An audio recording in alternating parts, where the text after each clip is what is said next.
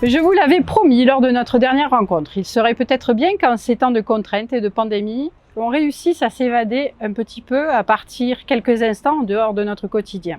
Et pour cela, pas besoin de réserver un billet, un petit clic suffit pour voyager au bout de la rue, à la découverte de notre jolie ville et de ses petits secrets. Ouvrir une porte, regarder ce qu'il se passe derrière, et tout d'un coup, un peu comme au théâtre, passer derrière le décor. Alors pour cette première, j'ai choisi la facilité, mais aussi la majesté, et du haut de ces 26 mètres et 170 ans, je vous invite à gravir les premières marches de notre géant, le bien nommé Beffroi.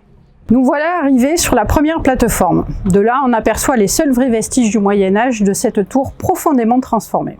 On sait que les remparts de notre commune datent pour la plupart du XIIe siècle et la partie sur laquelle nous nous situons nous montre ce qu'il reste de la porte primitive, qu'on appelait la porte de Douzaba ou porte Saint-Pierre.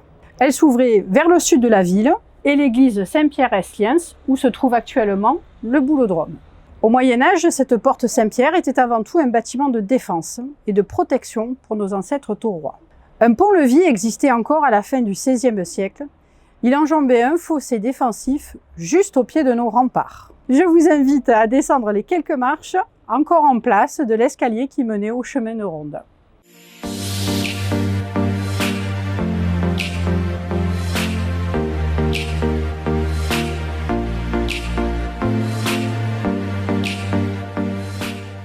Alors nous voilà maintenant à l'intérieur. Il ne reste pratiquement rien de la tour du XIIe, mais on découvre ici le travail de M. Deveau, un maçon taurois choisi par le conseil municipal en 1844 pour transformer le vieil édifice en belle tour de l'horloge.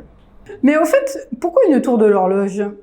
Un témoin de la révolution industrielle, diront certains. Certes, notre village a voulu adopter les progrès techniques, mais pas seulement, car le Thor avait depuis longtemps une horloge. Depuis 1419 exactement, mais elle était installée sur l'église. Et au XIXe siècle, un esprit d'ouverture et de tolérance souhaite marquer son indépendance vis-à-vis de la religion catholique, qui rappelle encore trop, par certains côtés, l'ancien régime, celui de la monarchie. On revendique une certaine liberté. En résumé, on ne veut plus de l'église pour savoir l'heure. Et notre tour de l'horloge sera là pour afficher l'heure républicaine. Et l'horloge que l'on fait installer à l'époque par Gaudibert, un horloger avignonnais, nous vient du Jura, une très grande région française, connue pour son savoir-faire en la matière. Lors de son installation, l'horloge est moderne. Elle a 2 cadrans, l'un au sud, l'autre au nord, et entre les deux, un mécanisme fragile, une tige métallique qui traverse la tour et permet de synchroniser l'affichage de l'heure, mais chaque fois que l'on monte dans la tour, comme la tige est mal positionnée, on la touche et on dérègle l'heure, ce qui exaspère nos aïeux. Car à cette époque, l'horloge rythme la vie de la commune et surtout, elle permet de prendre le train à l'heure. Même pendant la Seconde Guerre mondiale, on entend parler de l'horloge, car la tour sert de guet pour le détachement des occupants allemands. Une mitrailleuse lourde est installée à son sommet et plusieurs fois par jour, les soldats allemands en montant ou en descendant font bouger l'axe de l'horloge et changent l'heure. Le maire de l'époque est même obligé de faire un courrier au chef du peloton pour lui demander de veiller à ne pas dérégler le mécanisme.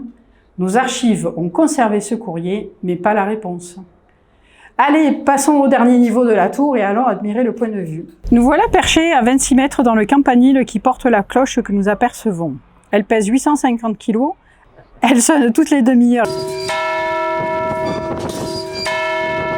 Mais elle est orpheline de la sirène qui trôna pendant 80 ans à côté d'elle et qui sonnait tous les jours à midi, au contraire de toutes les sirènes de France qui sonnent tous les premiers mercredis de chaque mois. Certains d'entre vous s'en souviennent très certainement, son hurlement puissant empêchait toute conversation pendant quelques minutes.